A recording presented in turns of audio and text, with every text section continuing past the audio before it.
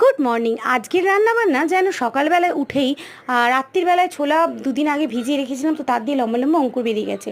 আর ওই ছোলারই করবো তরকারি। বাচ্চারা কিন্তু এমনি কাঁচা অঙ্কুরিত ছোলা খায় না, যেটা খেলে খুবই উপকারী।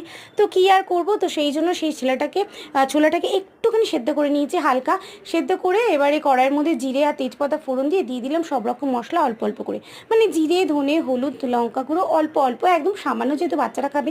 এবারে ছোলাটাকে দিয়ে ভালো করে কষিয়ে নেবো। দিয়ে দেবো কিছুর পরিমাণ নুন আর দিয়ে দেবো অল্প একটু চিনি। এবারে ছোলার সঙ্গে এটাকে ভালো করে কষিয়ে নেবো।